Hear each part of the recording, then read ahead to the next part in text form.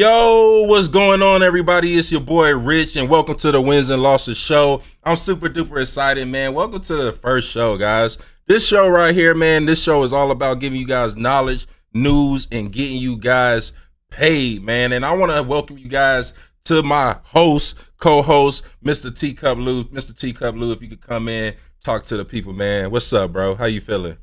What's going on, my brother, man? I'm excited, man. It's our first show, and this show, I think people gonna love it because we're gonna be able to talk about anything that's going on in the world, sports related, entertainment, music, but we're gonna be focusing on gambling, on sports.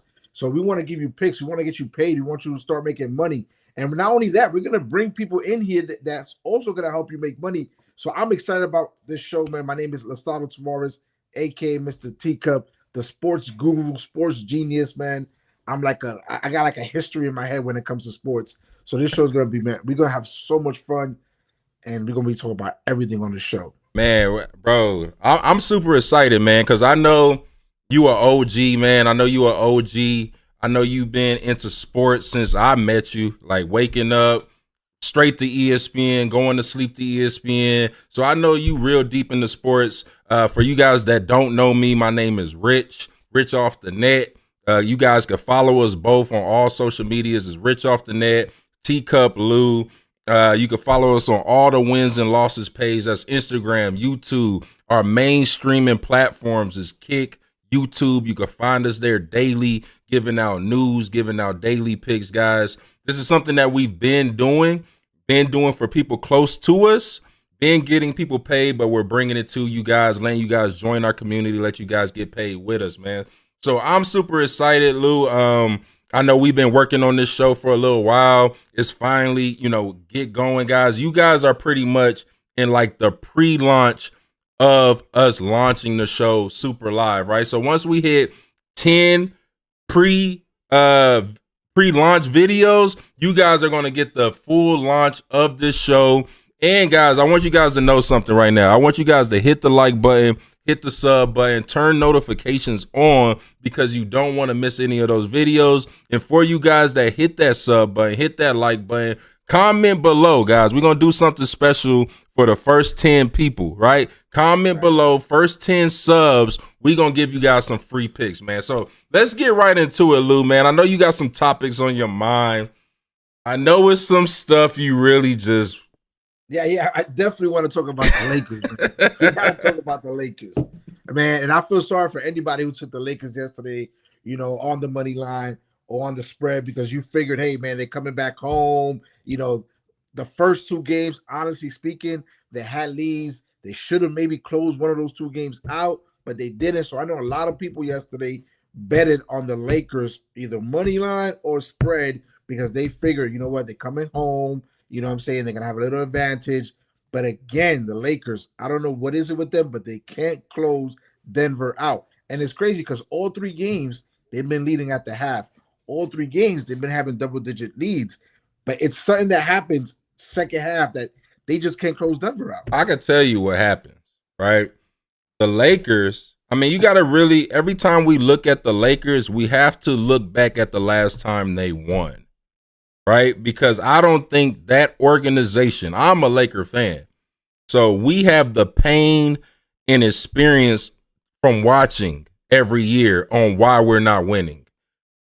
The fans know why we're not winning, but for some reason, Rob, Jenny, they have no clue why we're not winning. But why you thinking? But what's your reason for them not winning? Because okay, so the number one reason why the Lakers will never win again is because they keep having Anthony Davis, who grew up wanting to be a Kevin Durant type of player, play center. Okay, once you have people in positions that they don't even want to play, it ruins everything. Right, so you have Anthony Davis playing center. He no longer can do his step back jump shots. He can no longer carry the ball up the court and be a fast paced big. He can no longer roam around on defense because if he lose his spot on defense is an automatic bucket because you got Aaron Gordon crashing to the goal. He has to concentrate on Joker at all times. Then you got Jamal Murray doing step backs off a pick and roll. As a center, that is impossible to guard. So the best thing. But let me ask you a question. Do you think it's only because, like, let's be honest, if they got matched up with Minnesota or OKC, it'll be the same thing. Nah, I know. I think it would. This is why I believe Minnesota is the only team built that could beat Denver. No, but what I'm saying is for the Lakers, I think the Lakers would have beat OKC because OKC doesn't have any real bigs. Yeah, but I think even Minnesota, the Lakers match up good with Minnesota. I just feel like the team that they got was the worst team they could possibly get to get into the playoffs, to start the playoffs round, which Denver, because for some reason Denver's in their head at this point. It's not even about Denver's better yet. We know Denver has a better team. They're more cohesive. We get it. Lakers have 2 individual stars, but overall Denver's a better team. But I feel like Denver's in their head, and this is the last team that they wanted to face, in the playoffs, especially the first. I don't even think it's just Denver being in their head. I think it's Denver knows their scheme. Denver has great coaching. Lakers has a coach that will watch the lead just go away before he even calls a scheme change. Okay, but let me ask you, because the topic is, right, who's to blame, right? Now, I get it. You can blame the coach, but ultimately it falls on the players. Like at the end of the day, Darvin Ham, he got you to have a 20-point lead in the third quarter of game 2, right? That's on the players, them losing it. Like at the end, there's got to be a point where we say, you know what? If you're up 20, it doesn't even matter who the coach is. You should be able to hold on to this lead. You should be able to make some shots. LeBron, you should be able to create. You shouldn't let that happen. AD, you shouldn't have not 1 point in the fourth quarter, maybe only 1 shot in the fourth quarter, game 2. Like that's like you could say, okay, maybe the coach should have drew up some plays, but let me ask you something. This is not last year's playoffs. Am I right or wrong when I say that Anthony Davis has been having a blockbuster year and playoffs? No, he's played good. The problem is, hold on. He's played good, right? Yeah. And if he would have played that way last year, they would have had a chance to win, right or wrong? Yeah. Okay. LeBron James has never missed a step in the playoffs. I mean, he's averaging 25 and plus in the playoffs. Yeah, but this is the thing about the playoffs. No, but I'm saying all that to bring it to whose fault is it? It can't be those two. Well, no, their teammates they're nowhere to be found. The thing was, okay, for example, D'Angelo Russell, he has 1 good game, then he disappears the next game. Austin Reeves, same thing. Like the Lakers haven't been able to get everybody to play good all together in 1 game. It's consistently LeBron and AD, and then maybe D'Lo, then maybe Austin Reeves, Hitchimaro. It's always somebody different. They don't get everybody to play good at the same game. But the problem is also in the fourth quarter is where you make your money as a superstar. Yes or no? You can't beat Anthony Davis having 0 points or 1 point in game 2. Yesterday, I think he had 1 point on 1 or 3 shots. Like, it's got to come to a point that your players that you pay the most money for, you need them in the fourth quarter. You need those other players to help you in the first 3 quarters. But in the fourth quarter, you need your main guys to bring you home, and that's the problem. In the fourth quarter, AD hasn't been around. LeBron has played good. He could play better in the fourth quarter, but he's played decent. AD has played good the first 3 quarters. Then the fourth quarter, I don't know what happens. Either they don't give him the ball. Something's not. Yesterday, it wasn't much you could do in the fourth quarter as a center and you're down double digits. It's like, what do you do? Like, you're not shooting threes to get back in the game. You're not. Don't get me wrong. Scoring no points in the fourth quarter isn't acceptable at all as the star.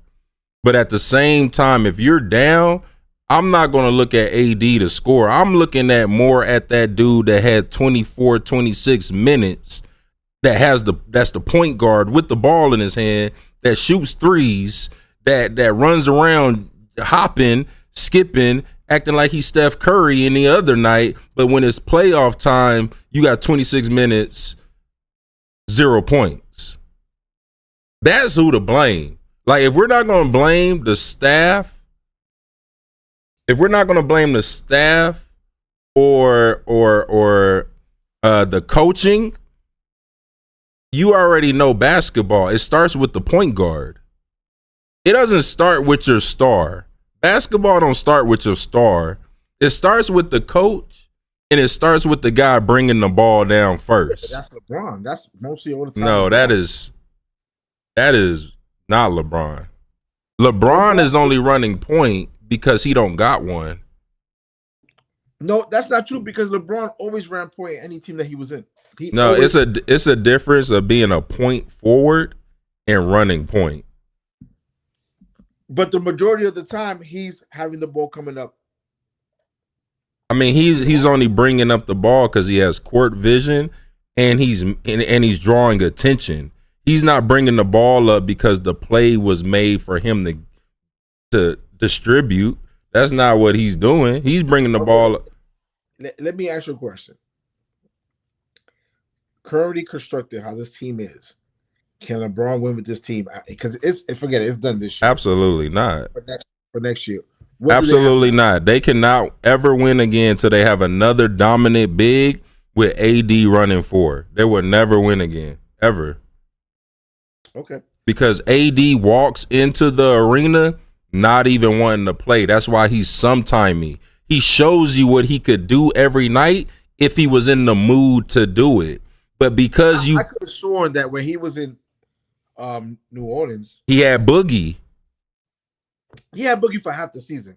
But before, when he didn't have Boogie, he was playing center. I mean, but he didn't have nobody else on his team, so of course he had to play center.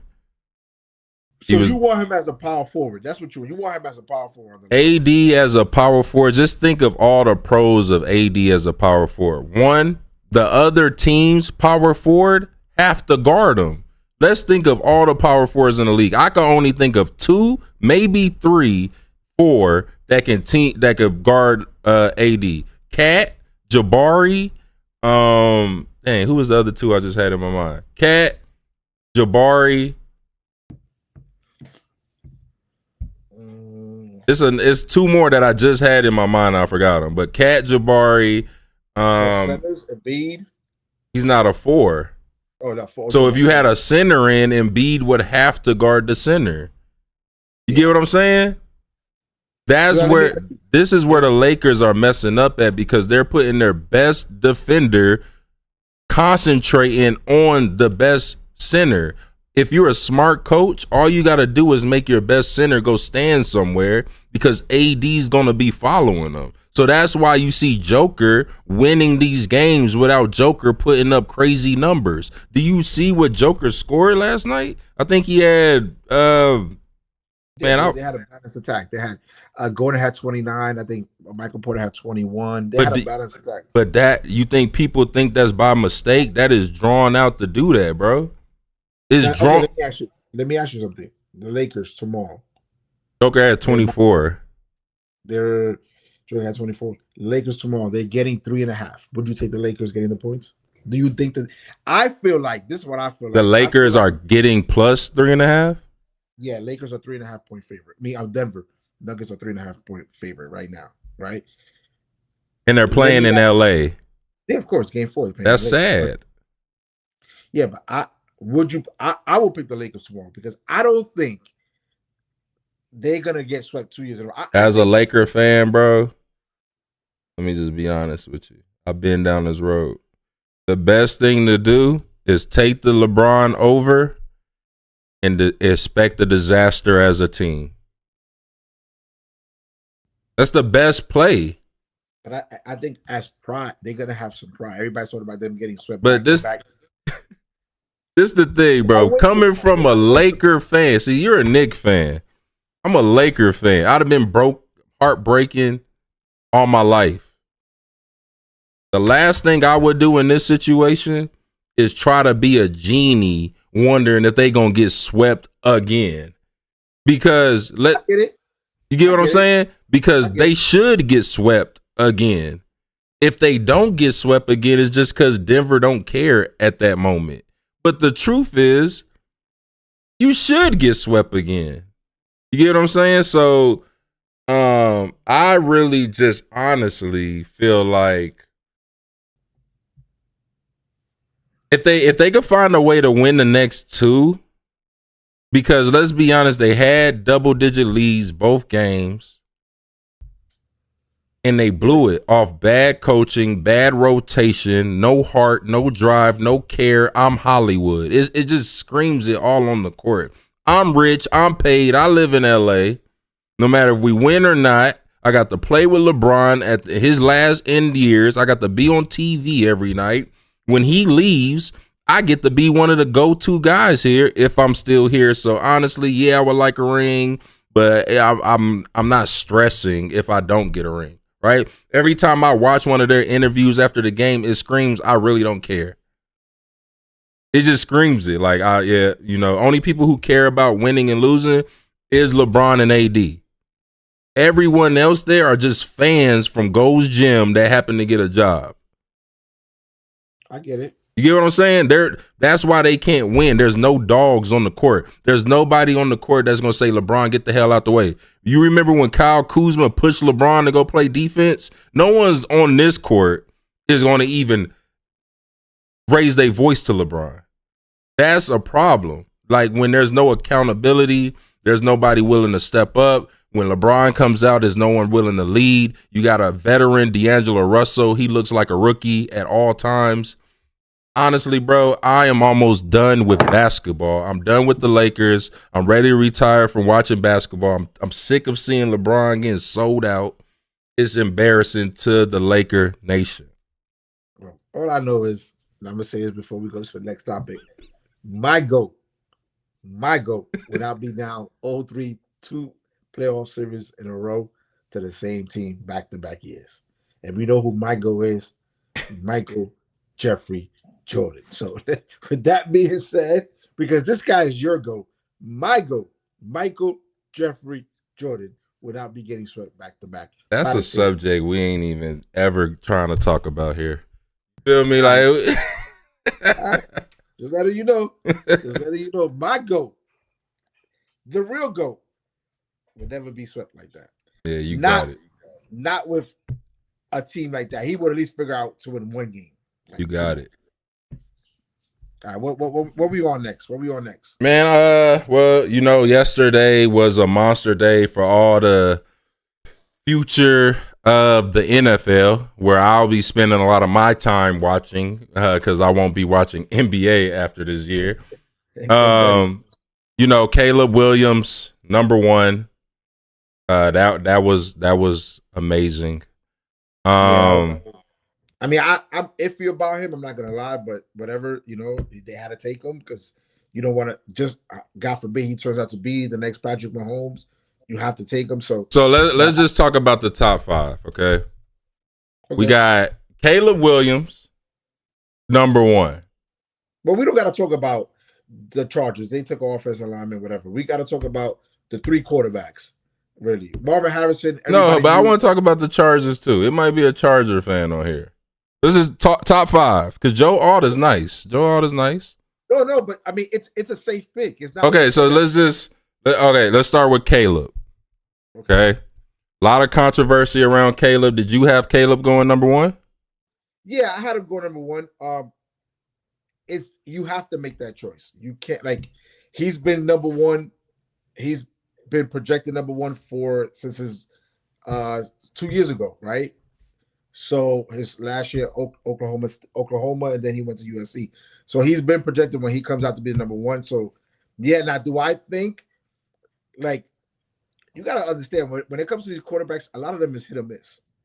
If you look at it, besides Stroud, a lot of these quarterbacks that have been picked have not panned out. So you have to pick them. They need a quarterback. Even though I would have kept Justin Fields because I felt like he was progressing. He was showing that he was getting better. But again, you You can't be the GM and pass up on somebody that could be the next Patrick Mahomes. So they had to take him. Cool. Now, the next two, I don't know about. I seen Jaden Daniels play in LSU.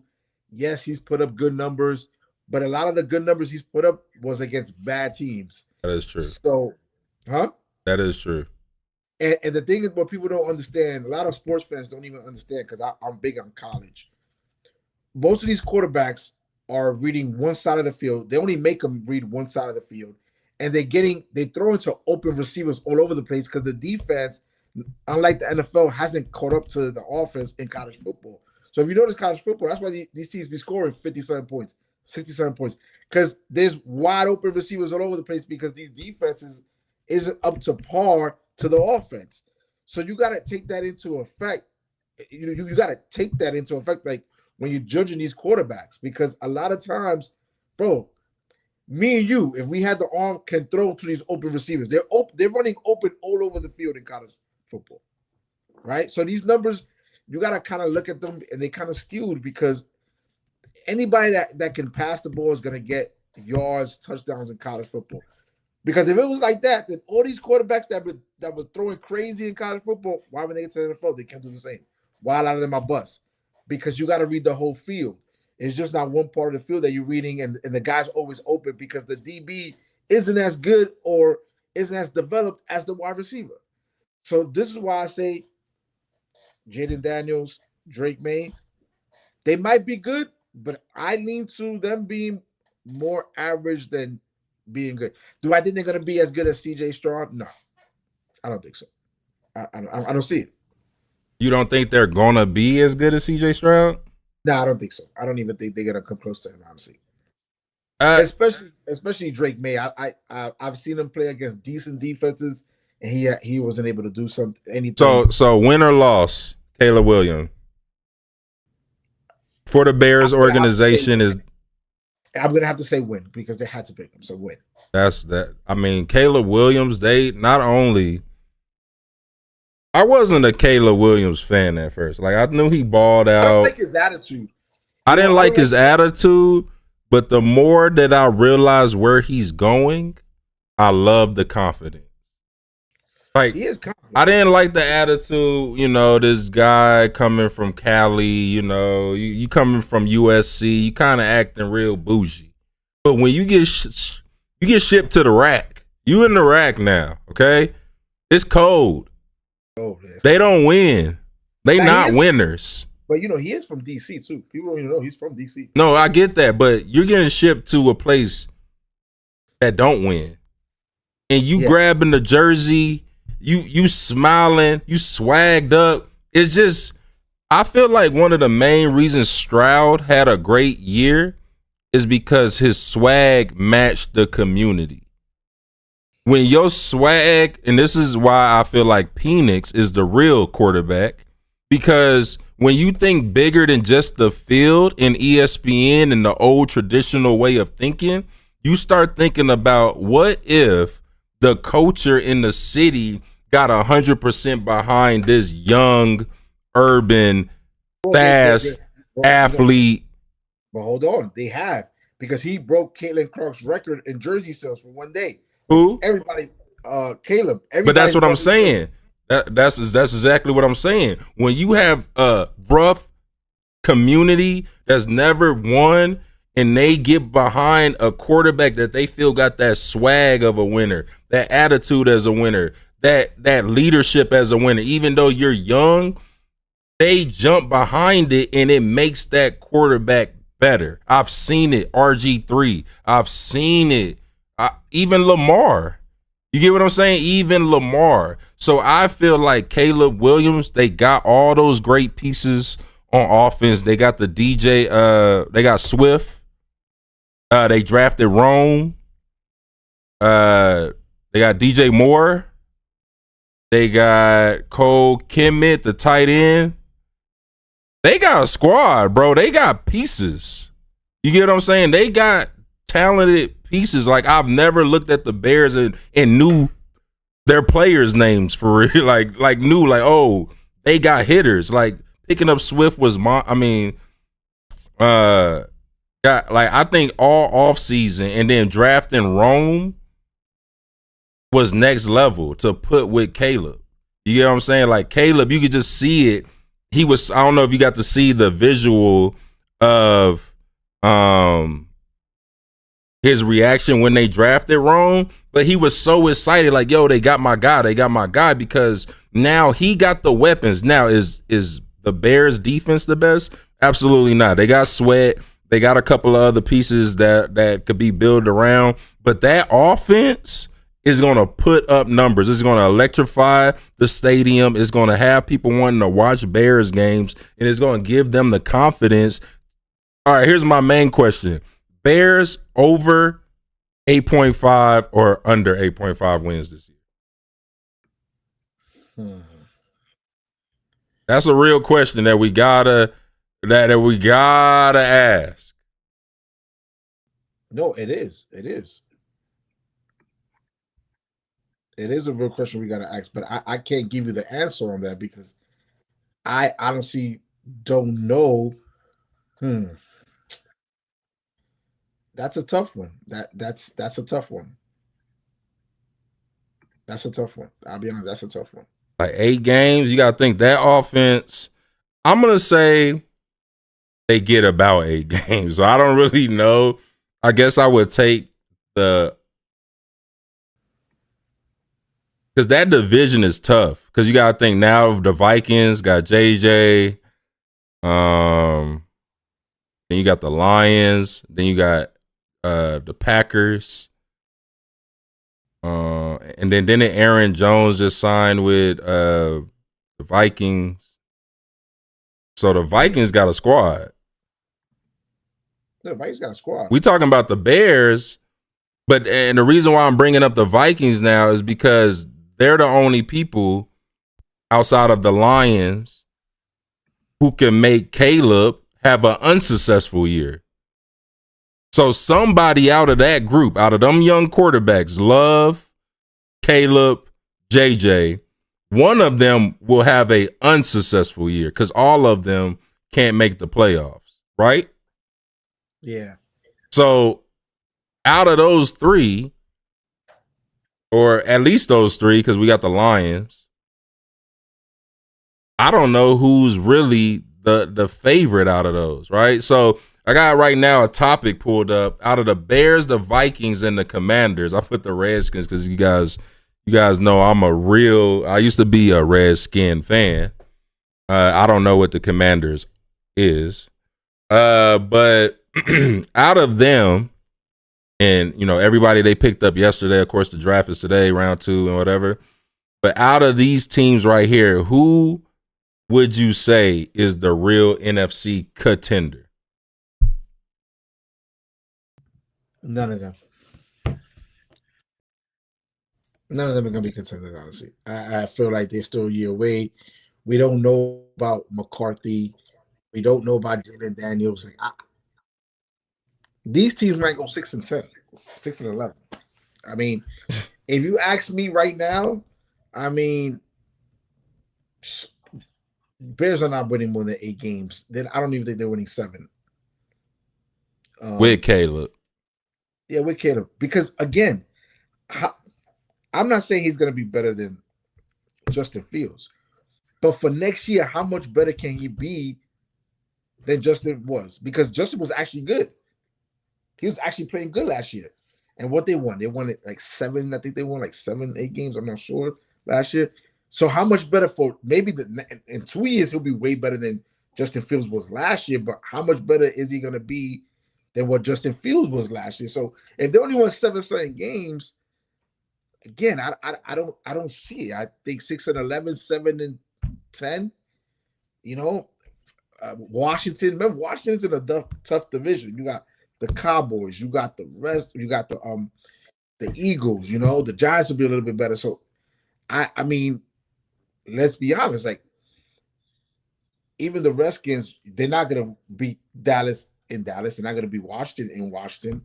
They're probably not gonna beat the Giants in. So that's 3 losses right there. So, again, I can't tell you. I don't think that none of them will be contenders. I mean, nobody thought Texans would be contenders, so I understand. So that is a possibility. I That mean, the Commanders got firepower, bro. They got every time I see them on the schedule, I'm like, man, they just missing like some leadership, a quarterback, a couple pieces on defense. They could compete with the Cowboys with the right quarterback. Is Penix? I mean, is what's his name? Daniels, the right quarterback? I don't know. nobody knows. Yeah, we wouldn't know. He was a great. That's one thing I say about college quarterbacks. Like you said, when you go from high school to college, there's a little bit of a difference. But when you go from college to the pros, the difference is so noticeable, right? Yeah. Like everybody was calling me because the Ravens, they got Nate, whatever. Cool. He's a great college cornerback. But you put him against the best receivers in the world, I mean, we don't know if he gonna get cooked every play or not.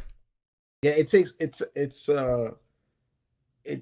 a special, like a Sauce Gardner to come in, and like you have to be very special, especially in a quarterback, to come in and be able to have success and lock That's a people fact. down. So yeah, of course, But let me ask you a question. Now, the biggest shock of the draft was Penix going at number 8 to Atlanta, which the memes had me dying yesterday, because Atlanta just did give Kirk Cousins 180 million, 100 million guaranteed. And then you draft a quarterback. And I think people were outraged because they were shocked. They didn't see it coming. But when you really think about it, it's really not a bad pick. You know why? Because they're thinking about, okay, we'll have Kirk Cousins for maybe 2 or 3 years, but we could groom this guy to be our future quarterback. Just like Jordan Love. When everybody picked him and Green Bay needed other position players to help Aaron Rodgers, everybody was going crazy. Ask those same people now if they mad that they picked Jordan Love. Absolutely you see not. What I'm saying? So it's like, yeah, it's hard to judge a draft. This is why I say, like, people who judge a draft, like, you got these gurus that give out draft report cards the next day. Like, you can't, because you don't know how these players are going to turn out. Nobody knows how these players are going to turn out, right? Tom Brady, nobody thought he was going to be any good. He ain't get drafted to like the 6th round. So a lot of times you don't know how these players are going to turn out. So to give a team an A or B or C, I see a lot of people give Atlanta an F. You can't judge this to 5. They gave the Falcons an F. Like a lot of people, they're giving like a report card, a draft report card. Yeah. They giving. I think it was an A, bro. I think, everybody gave him an F, but again, you can't judge this until 5 years down the line, because the next day you judging. Because he's what, like 21? I think he's like 23, but that's fine. That's not a big deal. But look, for example, look at the draft of, I think it was 2021. I think it was 2021 to 2020, one of those two, right? When you had all those quarterbacks, Zach Wilson, all those guys, besides Trevor Lawrence, all the other guys ain't playing or got traded already. Right. But people were like, oh my God, they just drafted Zach Wilson. Oh my God. And look who became the best player out that whole draft. Right. You see what I'm saying? No, that's a fact. So it's like you can't really judge a draft until a couple of years later. That's why giving those grades, it don't make no sense. You know what I'm saying? It doesn't make no sense, because you don't know who's going to turn out good. You don't know. Like, this is all opinions and speculation. So yeah. I mean, yeah, was it weird? Was it shocking? Not weird. Was it shocking? Yeah, everybody was shocked. But when you really look at it, I mean, how is it shocking? Kirk Cousins was just the starting quarterback for a team that's actually good. He got shipped the fuck off for a reason. You get what I'm saying? He was injured. He was always getting hurt. And he was not finishing. He was not leading the team to where the owners and the coaching expected him to lead them to. He had all those weapons. He got 2 great receivers, so he don't have any excuses. And like I said, culture runs everything now. It's not the old days, right? I looked at the press conference from the Falcons, and let's point out the obvious. It's 2 black dudes right there, right? And they're talking. You got the coach, you got the co-owner of the company or whatever he is. It's 2 black guys are part of Atlanta culture. When I seen this pickup, I was like, that was the smartest thing ever, because not only do you have Kirk Cousins, a veteran who's going to teach your backup and your future quarterback, but you got Kirk Cousins, the guy that makes you now look like a winner now. Now, here's the thing. Kirk Cousins, you gave him all that money, but I guarantee it's another team out there that might love Kirk Cousins. You get what I'm saying? So he's always trade bait. Let's not forget about that. Not only is he trade bait, he's somebody to put the blame on. It's the perfect scenario on why Michael Penix Jr. is now starting. You get what I'm saying? It's the perfect scenario. Hey, how did you become a starter? Oh, I got drafted to the Falcons. I don't know if you've been watching the news, but it's a reason why Kirk Cousins is so pissed off about them drafting him. Because he knows in this situation now, not only did you get a bag, but you got to prove that you're worth the bag. Now, you can't just sit there and be fat and lazy, get us a 7 wins this year. We're not winning. You're always hurt. You can't do that this year. This year, you have to actually perform, or we got somebody that we could easily put in and lose, and the people will still love them. You get what I'm saying? Kirk Cousins, if you lose, you can't even go outside around here. If he's losing, the fans, the stands, the jerseys are still being sold, and the stands are still being packed out, and we're still making money because people think Mike Vick is back. Kirk Cousins, you're boring. You're not scrambling out the pocket. You're not making any highlight plays. You're not a game changer, as Cam Newton would say. You're a game manager. Let me tell you something right now about Atlanta. They picking Trae Young over a great point guard any day, because Trae Young is going to keep the butts in the seats. That's Atlanta.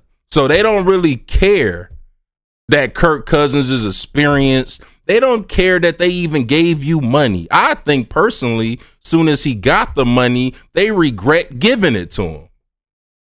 Personally. I think that it was 2 sides of the office. One said go get Kurt, and one said let's just rebuild, and they couldn't come up to it with an agreement, and they went both ways. It's more of the owner, and you got to understand, as a coach, Raheem Morris, that right. This is the second time being a coach, and he's let's be honest, an African American coach. So if he doesn't do good this time, he's never gonna get another coaching job. He'll get a defensive coordinator job, cool, but he will never get another head coach job. So he's seeing like this. I don't have a quarterback right now. The quarterbacks that I have here, I ain't have one. I need to get a quarterback. So I'm going to pay Kirk Cousins, because you know what? Kirk Cousins in that division, they're going to be able to win the division at least 2 out of the next 3 years. So he's thinking like, yo, this is my last shot at a head coaching job. I can't mess this up right now. So I'm going to get myself a good veteran quarterback. We're in a weak division. Like, you know, it's not like we have a powerful team in this division, a juggernaut. So I'm going to get me a good quarterback. And also, you got to see it. Now that Atlanta Falcons have Kirk Cousins, the next couple of years, they're going to be a good team. So it's not like they're going to ever be in position to draft number 8. If they draft number 8 exactly. Next year, they had a bad year. Come on, bro. You got to start. You want to know why everybody said it's a bad pick? When I woke up this morning, it finally hit me why everyone said this a bad pick. They said it's a bad pick because everybody has zero vision. Yeah. They have no vision. For the next couple of years, the Falcons are gonna they're gonna win. Yeah, so they're not gonna ever be. They're not in the next. come on, bro. So I understood. I was shocked, but then when you really think about it, you're like, okay, I understand why they did it, right? Because they're never gonna be in a position to draft number 8 again in the next couple of years because they're going to be winning. They're going to at least win 10 games next year in the next couple of years. Come on, bro. We already know the Falcons, this culture, they got 2 new quarterbacks. The stands is going to be more packed than ever this year because they got 2 new quarterbacks. They are ready. I'm talking about I live in Atlanta. They are ready and ready to go, bro. They are ready to pack them stands out and root for these Falcons this year. I'm telling you, bro. I'm telling you. It would be the perfect move. I don't wish hurt or anything on somebody, but if people think this was a dumb move and they think there is no opportunity for some bullshit to happen in the office, especially now that it's news that Kirk Cousins already went off, he's already upset, he's already on at ease, his management is mad. Because that news is there now, it's going to forever be lingering. So anytime there's attitude problem, huddle problems, player problems, people don't like him, he don't like people, it's going to all come back to this moment of Penix getting drafted, and it's going to make even more sense why Penix is the starter in Atlanta. Michael Vick, point part 2. Let's go. Let's move on with some other players in the draft. Again, the Vikings got J.J. McCarthy. Everybody, I like that move. Again, he don't got to do much. He hasn't done much in Michigan. It was really a running offense. But I'm saying he don't got to do much now. Yeah, I mean, again, let's see. He got a squad to be seen later down the line. I think he's going to be a decent quarterback. I don't think he's going to be a great quarterback. I think Drake May was an L. I think so.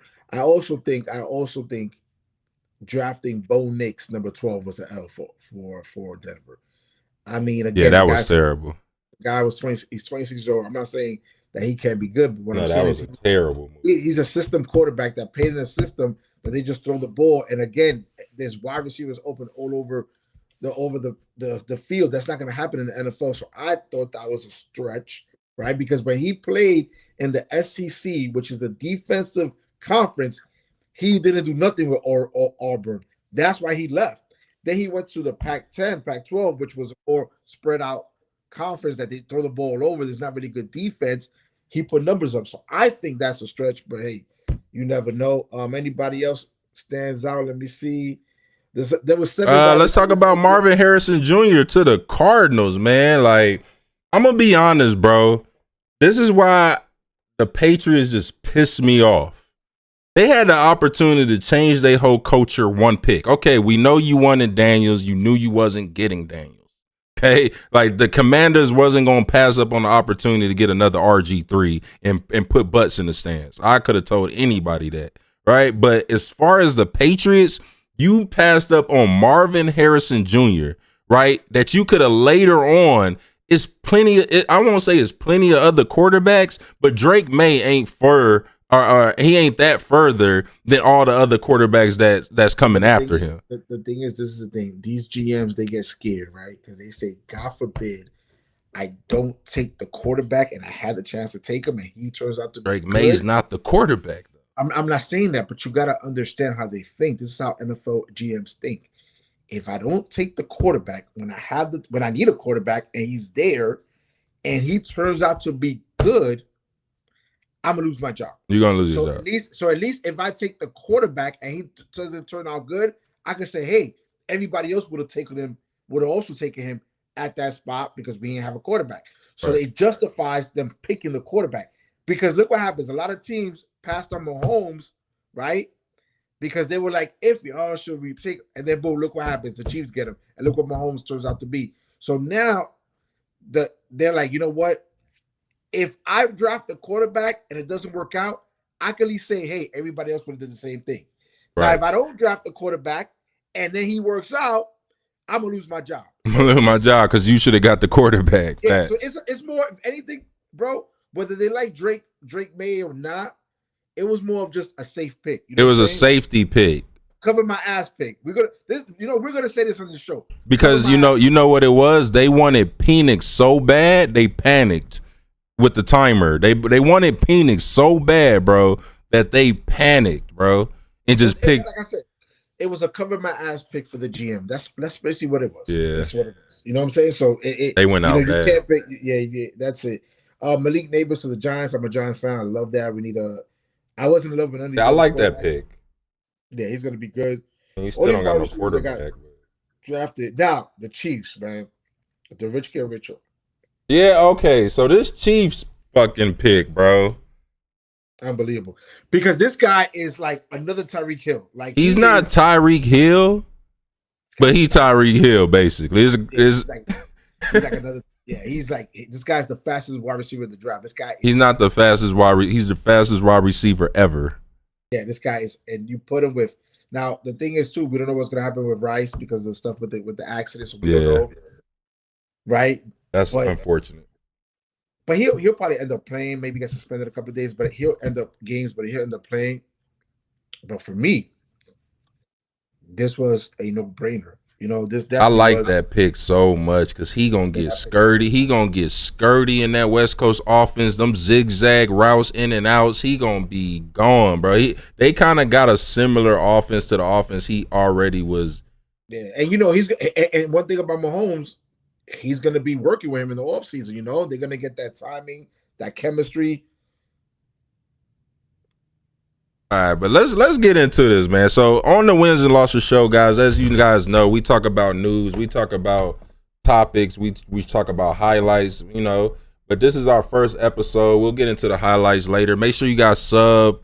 Make sure you guys hit that like button. Make sure you guys turn the notifications on. The first 10 people to hit the sub, drop a comment below. We're gonna do something special for you guys, give you guys some free picks. But speaking of picks, man, let's kind of squirt over to there, guys, because I know a lot of you guys are gonna That's what we do. Pick. Yeah, that's what we do, man. We bet, right? So I know a lot of you guys are gonna be here and you're here because of betting. So let's get right into it, guys. We have a few games on the board. We mainly just gonna be talking NBA and MLB for a while, unless we get some guests on that, like hockey or something like that. But I know Lou's a big NBA, MLB guy. I'm a big MLB football guy. So we definitely a powerful combination for you guys to get paid, right? So we got Bucks, Pacers. The Bucks. That game is about to start in like half an hour, I think. Yeah, it's about to start in 30 minutes.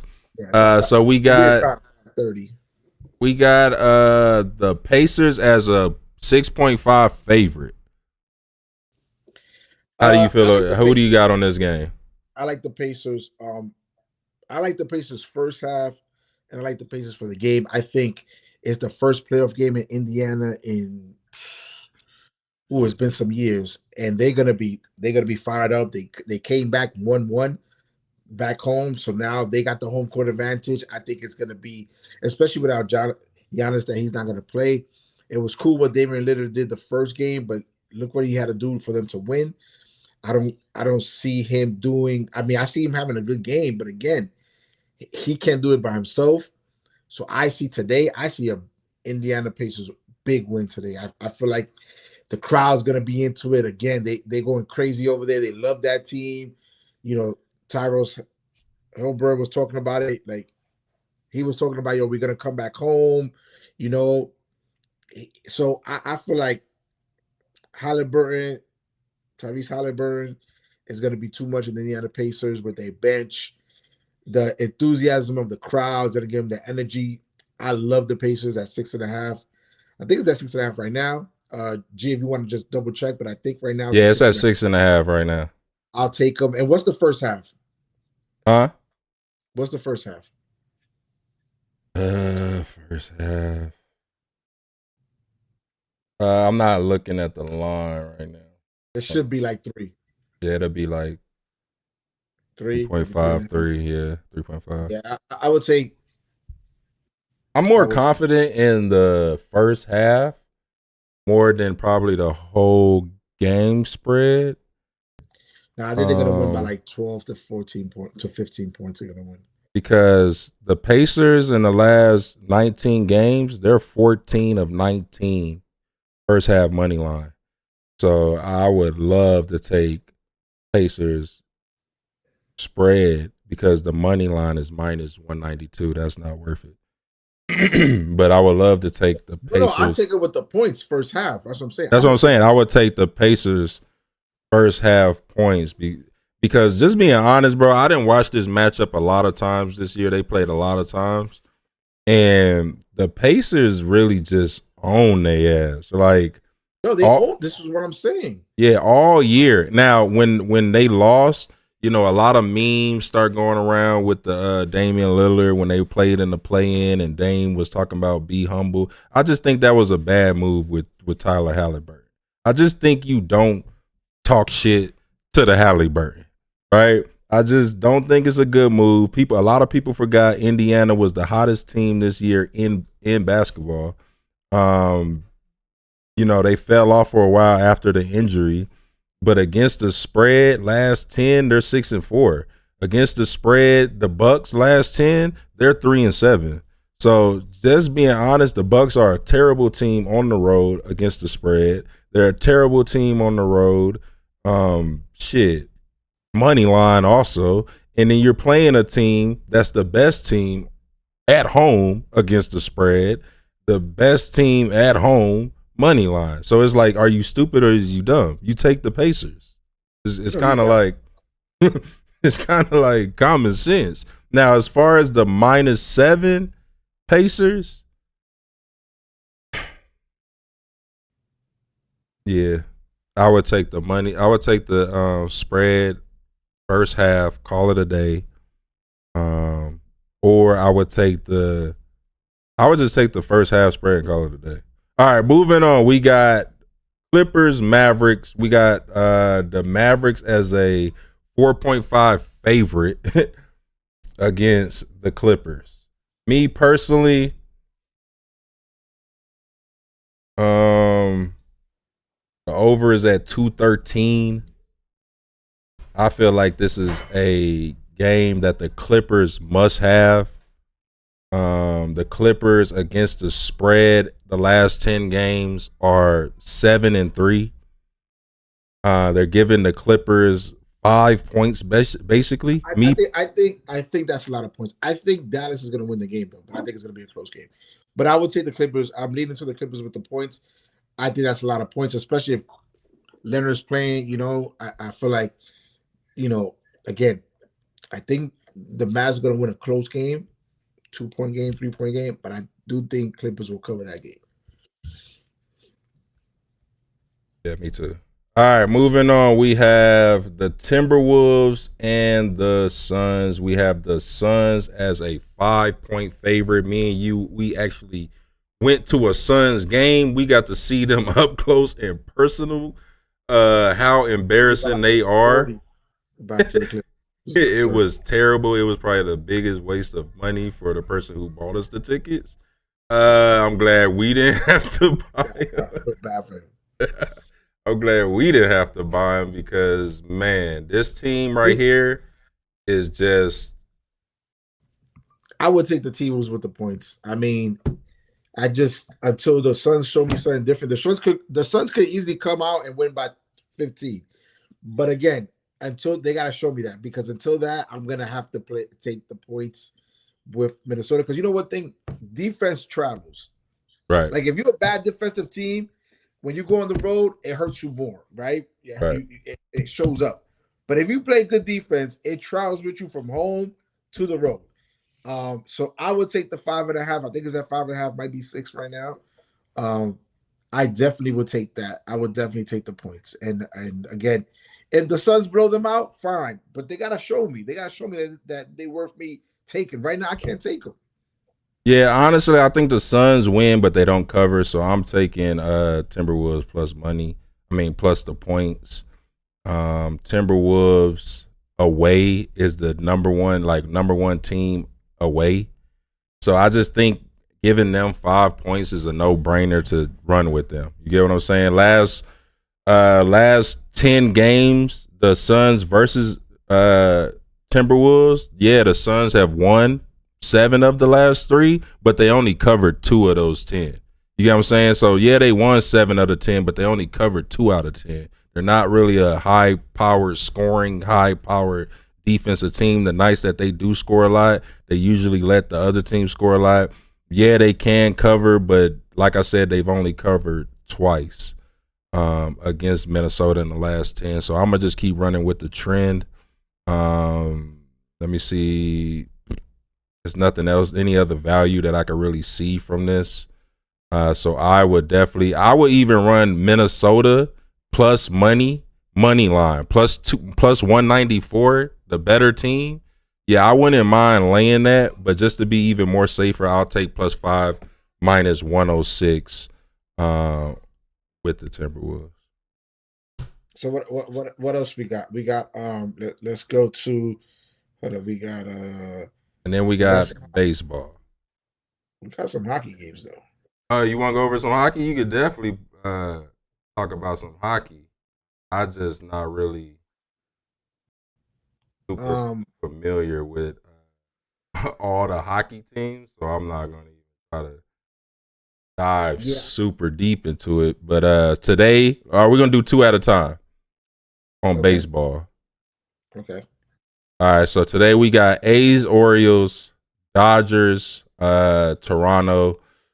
For the Orioles, we got Ross Stripling and Corbin Burns. And then for the Dodgers, we have Gavin Stone and Chris Bassett.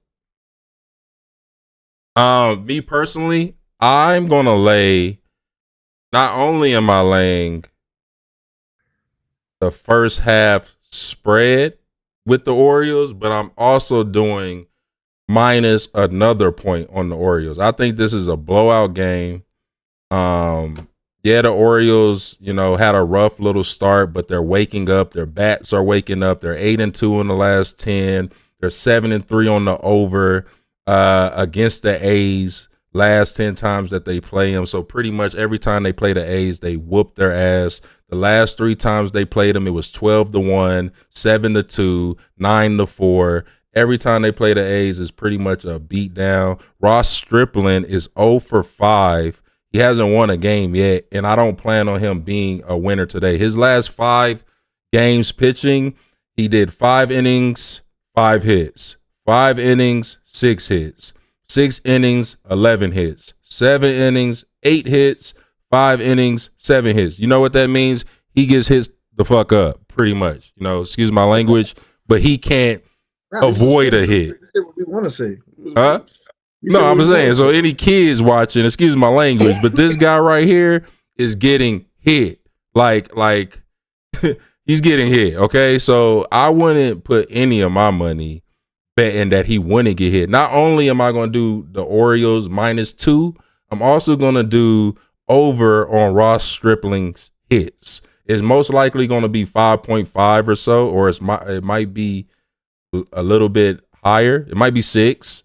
But whatever it is, because the Orioles bats are waking up and they've been in the swing of things, they knocking shit. They hitting. They got a talented squad. They had a talented squad last year. They just was slow to pick it up this year, so a lot of people counted them out. But I think this is the perfect time for the A's to be the A's and the Orioles to be the Orioles. The last 10 for the A's, they're 3-7 against everybody, right? They pretty much got swept by New York. Or no, they split with New York. And they got swept by Cleveland, and then St. Louis beat their ass too, right? The Orioles, in the meanwhile, are headed on the up and up and up. I'd rather take the team headed up than the team falling from the skyscraper. So give me the Orioles on that one. As far as the Dodgers, this is pretty much a game I don't really love. But the Dodgers against Toronto last 10 are 7-3. The last time that Chris Bassett actually pitched against the Dodgers, it was a high-scoring game, so I might lean towards the over. It was 8-7.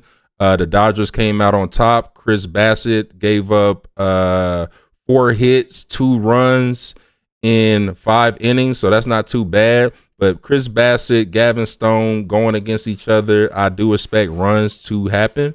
Both of these guys give up runs. If I had to lean anybody and take anybody, I like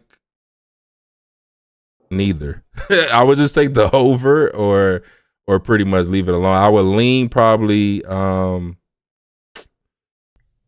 guess, Dodgers money line. But I think Gavin Stone could give up some runs and it could go either or. So it's not a game that I'm personally betting. Okay. Any of these you like? I know you like Oreos. That's like Yeah, a I love the Oreos. I definitely love the Oreos. I love the Mets today. the Um, I, I Mets. Okay, so we huh? got Mets, we got Miles Malakis, Jose Budo, and then we got the Cubs, Boston, Shada and Manga and Cutter Crawford. Yeah, you could tell us about your Mets that's been turning up lately. Yeah, no, I love the Mets today. I Kind of love the been Mets turning today. up.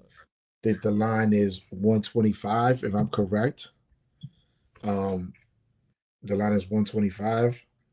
Yeah, I love the Mets today. I think the Mets are going to beat them. I think this pitcher against the Mets, he's not good against the Mets.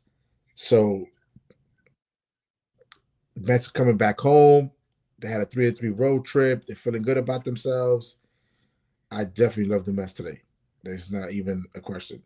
I love the Mets today. Like I'm taking the Mets. You want to take it with me? Cool. You know, cool. But I'm Let taking me that. see. They minus 126 on the money line. I'm taking the Mets today. I'm definitely taking the I Mets today. mean, one thing I will never do is put any of my hard working fucking money on Miles Malakis, No, no, no. He's horrible. Miles Mickles. And against the Mets, he's 0-3. But look, check this out. I didn't even get to this part. Against the Mets, this man alone against the Mets has pitched 14 innings in 3 games. But he's given up 16 runs in 3 games. Not as a team, like him specifically by himself on the mound. 4 innings, 7 hits, 7 runs, 4 strikeouts. Next game, 6 innings, 8 hits, 6 earned runs, 1 strikeout for freaking 6 innings. 6 innings, next game, 6 innings, 7 hits, 5 strikeouts, 2 earned run. And the last time he played the Mets, it was 13-2. Yeah, I would definitely take the Mets and run with Jose Butterball Beans over there. I'll take him all day over Miles Mickles. I'm not gonna lie. So I'm running with you. I'm gonna probably do Mets, I'll Orioles. tell you right now. I'm gonna give you my pick of the day. Not pick of the day, but a sleeper pick. And I like the odds. I'm taking Milwaukee Brewers over the Yankees on the money line. Yankees, the last 4 or 5 games have averaged like 2 runs per game. They're not hitting. They're in a slump. This pitcher, uh, Colin Ray, last 5 games, he's 4-1 with a 1.00 ERA against the Yankees. He's 2-0 against the Yankees. I right now, for me, I'm taking. I am taking the Brewers. Plus, you're getting some money, plus 110. So why not take the Brewers? You don't have to lay out big.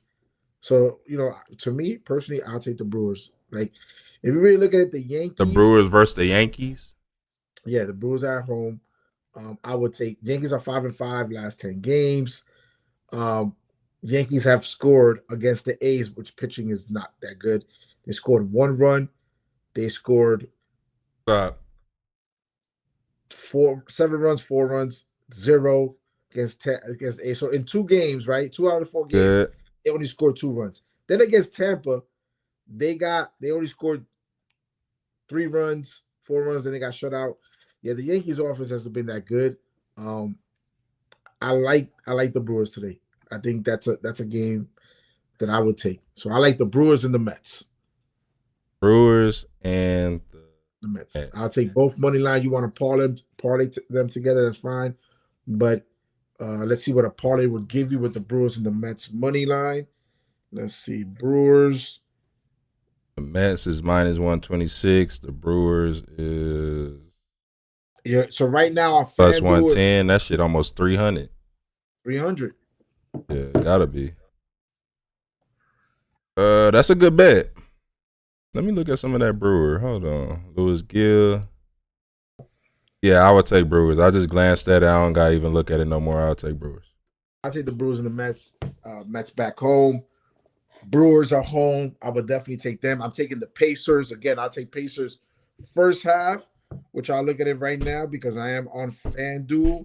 I will take Pacers first half.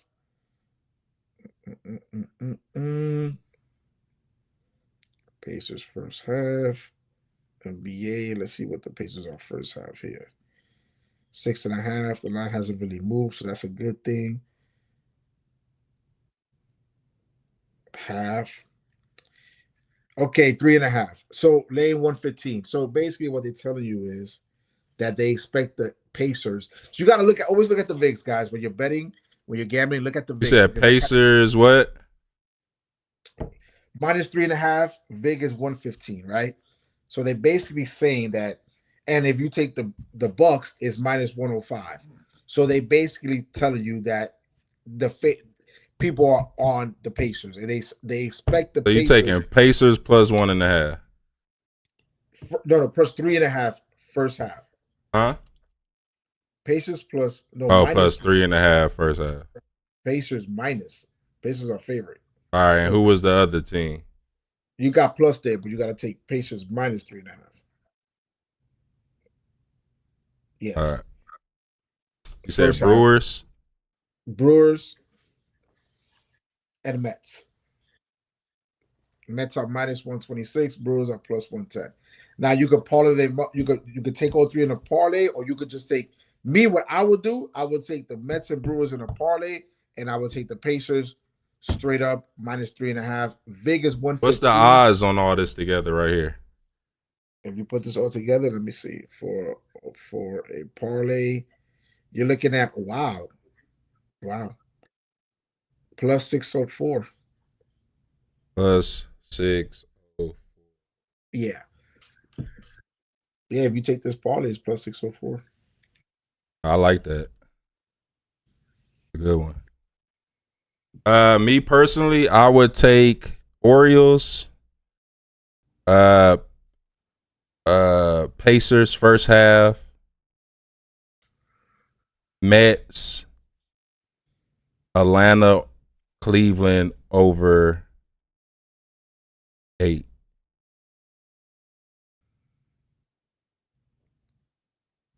Okay. What's the Oh, you want me to put it together on that one?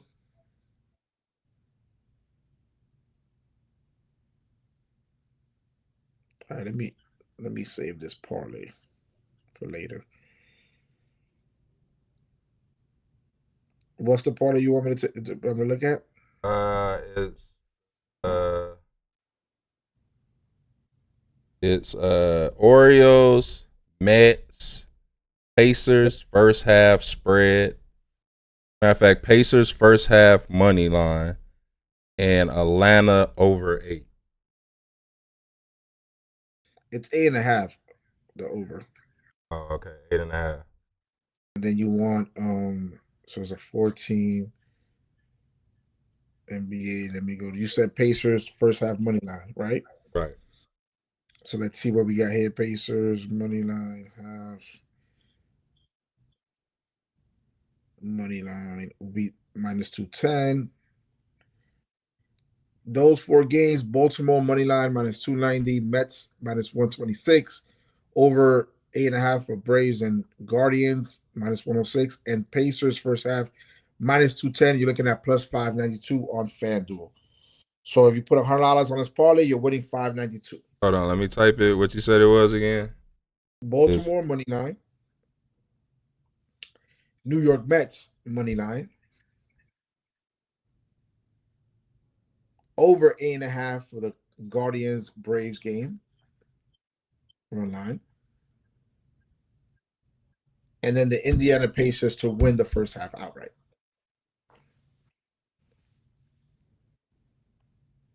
That's how I know they expect.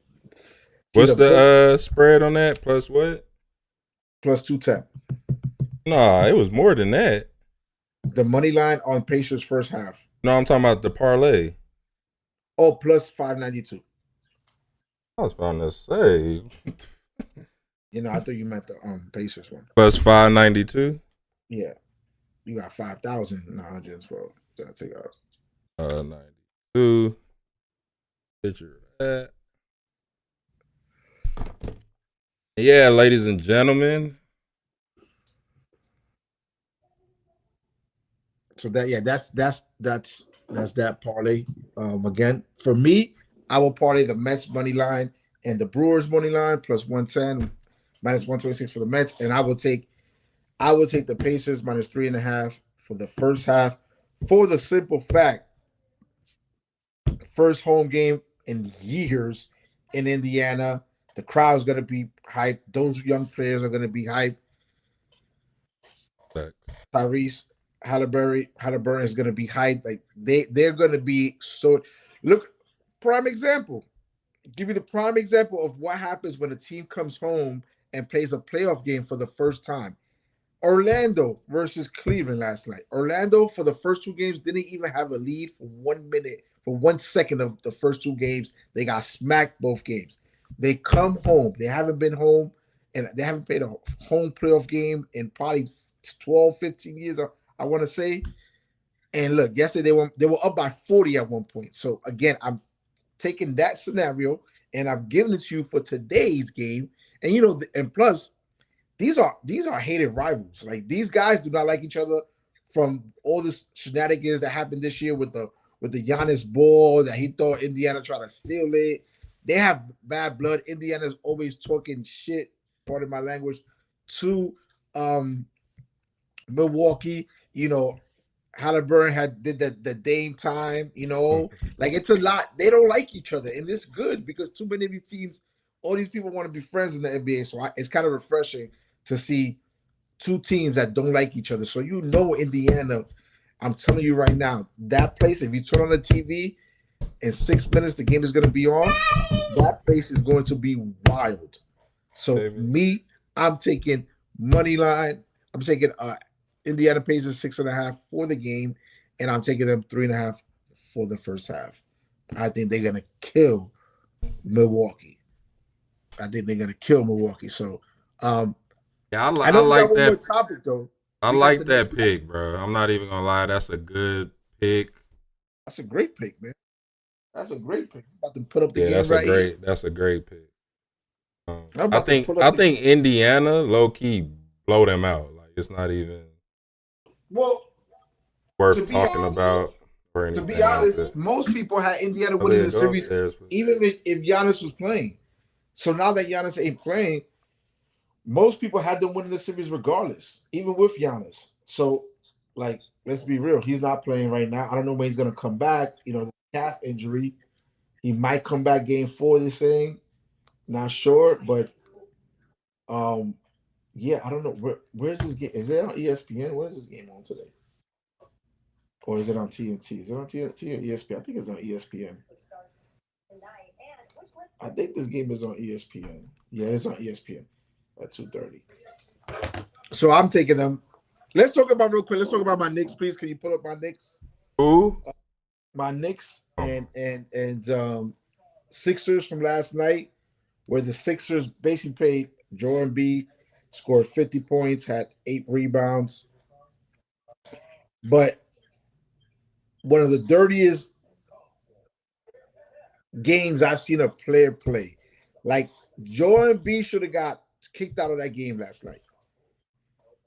He deliberately kicked Mitchell Robinson in the groin. Then Mitchell Robinson went up for a layup. He grabbed both of his legs and was part of the reason why he re-sprained his ankle that he had sprained from before. And Mitchell Robinson didn't come back second half of the game. Yes, I get it. And B scored 50 points, but he played dirty. And let me tell you something. If this was a regular season game, he would have got a flagrant 2 foul and he would have got ejected out the game. I'm gonna be honest, bro. It's the playoffs. We just got our ass whooped 2 games in a row. We blew it the second game. Yeah, give me a center that come in seeing red. Like, give me the guy that wants to break somebody's nose, hit somebody with an elbow, make the shit rough, not easy, just walking to the finals and not only be dirty, but give me 50. Give me that all day. That's If you fine. calling that dirty, give me that all day. He not only did he whoop your ass and put hands on you, he dropped 50 on you. I mean, just because he dropped 50 doesn't mean what he did wasn't dirty. I'm not saying it's not He'll do with dirty. the other. I'm not He saying it's played not dirty. Let me ask you a question. If I'm on the floor and you're going up for a layup and I grab both of your legs, I'm stopping you from scoring. no, I get it, but let me ask you. If I'm on the ground, what other play do I have to stop you from scoring? No, but the thing is, if I did that to you, you're gonna want to fight because I can really hurt you. Like, Yeah, forget but about I get stopping that. scoring. Forget about that. Did the but- dude get hurt? Yeah, he sprained his ankle. But I'm saying, like, He was able to come back second half. What I'm saying is, I get no, it. it's not good to do a dirty play. I'm not No, saying. because at the end of the day, cool. I'm not saying, bro, don't be dirty. But I'm saying, don't let niggas just score. You playing rough, but I don't want to. See, the thing is, if I'm playing rough against you and physical and rough, cool. But I don't want to hurt you either. I want to play physical with you. You know what I'm saying? Give you some elbows, but I'm not going to hurt you because, God forbid, I hurt you and you out for 6 or that affects you. What he did was You're gonna get that fine. You're gonna get that fine. It's okay because we got him game 4. We're gonna beat him game 4 and wrap him up. I forgot you a Knicks fan. That's what this is about. He's a Knicks. No, but it doesn't matter if he was a Knicks fan or not. He played dirty. I mean, bro, this the thing. A center, growing up, a center was the dirtiest person on your team. His shoes stunk. Oh, he ate the worst food. His mom, his mom had to take care of the center. Listen, there's a difference between playing hard, physical, and maybe crossing the line, which I understand. So you saying Embiid is a dirty player? He was dirty yesterday. So that he did was dirty. I'm not. So saying is he a dirty player though? No. I'm not saying overall he's a dirty player, but yesterday. So you saying he just had a moment on the floor then? He had a few moments yesterday. I ain't gonna lie. He had a few. He's not a dirty player overall, but yesterday he was. Yesterday he like Draymond Green. We know he's a dirty player, right? Because he has a history, right? He has a rap sheet, but not Embiid. But yesterday he was like that. But it's okay because they got their win. You know what I'm saying? We're gonna come back Sunday. We're gonna beat them, and then we're gonna come back Tuesday and beat them game 5 and wrap them up, ship them out. You know what I'm saying? They're going fishing. You know what I'm saying? Then we're going to play who we play, whether Indiana or Milwaukee second round. Knicks going to pack them up too and get to the East. Oh, I'm just now seeing the final to that. Remember I called you earlier and I said I love the Royals today. Yeah, you did. Oh, my God. I just seen the final on that. You know they was plus 108? Wow. Beat they ass. What the hell? What was the score? It was 8-0. Oh. I'm in a Detroit chat. Man, everybody had Detroit. Yeah, I like Tyrese Halliburton is gonna go crazy today. I feel like he's gonna have a big game. He's gonna have at least 10 assists. If there's a prop bet, take Halliburton having at least 10 assists. He's gonna have 10 assists today. Top prop bet tonight. Take Halliburton assist. Take LeBron James over points tomorrow. Call it a day.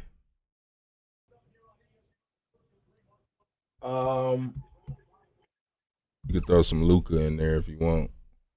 Yeah, I would take Luka. Luka double. Probably over 28 or something like that. I would take Luka, honestly. But I really like this game. I think Indiana's gonna kill him. I think Indiana's gonna just offer just the energy, the hype of the crowd. Just from that, I feel like they're gonna blow them out. Like they're gonna be so hyped to be like when I'm gonna Google when was Indiana Pacers' last playoff game at home. That's what I'm gonna Google. On our test, right? Reggie Miller days. No, I'm gonna look at it right now. Hold on. Who else they had since? Hold on. Let me ask my stat news. When was the Oh, Indiana Pacers oh, last playoff game at home? Paul George days. Paul George days. 2014 type shit. No, they're saying 2020, but yeah, but 2020 don't count because it was the COVID year. So I That don't. don't count. Yeah, so It had to be like 2015, 14. yeah, so I think they're gonna come out firing today. They're gonna be hyped. So yeah, I like them today a lot. I like them today a lot. Cool. So we Well, talked that's about pretty the much all I got, y'all. Make sure y'all hit that sub button. Make sure y'all turn notifications on. Top 10 people that leave a comment below. You can just put wins and losses. We're going to make sure you guys get some of our top exclusive picks. Make sure you get free access to our Discord or Telegram, whichever one we launch first. Make sure you guys turn the notifications on. We're going to give out daily picks, daily news. The show is just going to get bigger and better. So you guys are part of the early access club. This is episode 0.1. I'm Rich. Shout out to Lou. you know what I'm saying? Lasano Tavares, Lou. I got a bunch of names. The sports genius, the sports guru, whatever it is. We'll be here giving you game, giving you knowledge, talking about the topics, man. So get used to us because we'll be here.